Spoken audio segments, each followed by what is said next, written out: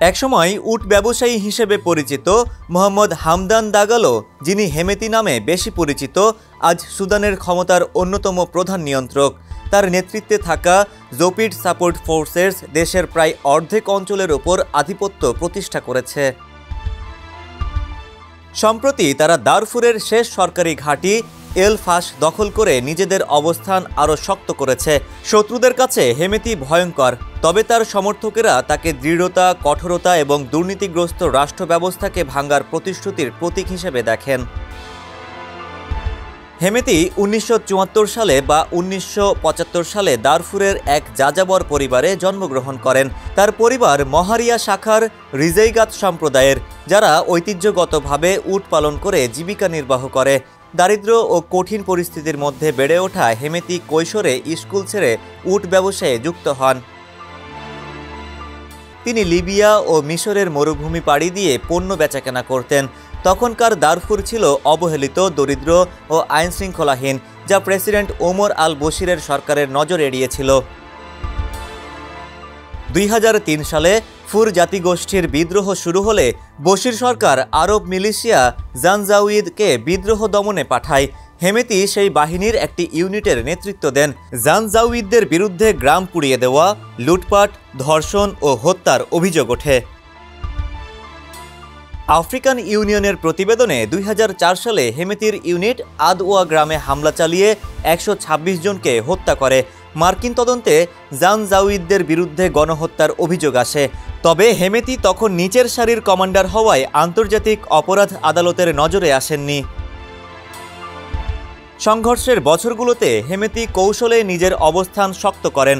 তিনি শক্তিশালী আধাসামরিক বাহিনী, কর্পোরেট সাম্রাজ্য ও প্রভাবশালী রাজনীতিবিদ হিসেবে পরিচিতি পান। বিদ্রোহের মাধ্যমে সেনা সদস্যদের বকেয়া বেতন, পদোন্নতি ও ভাইয়ের জন্য রাজনৈতিক পদ দাবি করে বশিরের সমর্থন অর্জন করেন। দারফুরের সবচেয়ে বড় স্বর্ণখনি জাবেল আমির নিয়ন্ত্রণে নিয়ে পারিবারিক প্রতিষ্ঠান আল গুনেইদকে সুদানের বৃহত্তম স্বর্ণ রপ্তানিকারক প্রতিষ্ঠান বানান। ২০১৩ সালে তিনি আনুষ্ঠানিকভাবে আরএসএফের প্রধান হন, যা সরাসরি প্রেসিডেন্ট বশিরের অধীনে কাজ করত। জানজাউইদ বাহিনীকে আরএসএফের সঙ্গে একীভূত করে নতুন পোশাক, যানবাহন, অস্ত্র ও সেনা কর্মকর্তাদের সহায়তা দেওয়া হয়। আরএসএফ দারফুরে সীমাবদ্ধ থাকেনি।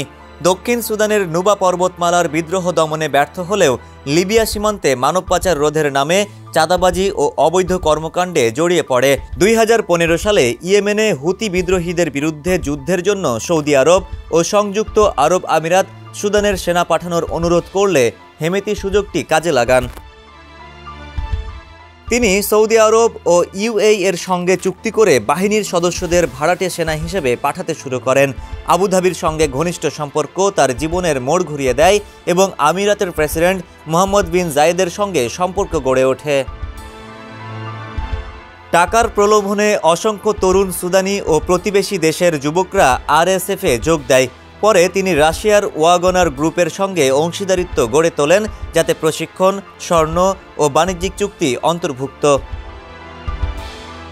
২০১৯ সালে বশির সরকারের বিরুদ্ধে গণবিক্ষোভ তীব্র হলে হেমেতির ইউনিটগুলো খার্তুমে মোতায়েন হয়। বশির ভেবেছিলেন আরএসএফ সেনাবাহিনীকে অভ্যুত্থান ঠেকাতে পারে, কিন্তু হেমেতি ও অন্যান্য কমান্ডার বশিরকে ক্ষমতাচ্যুত করেন।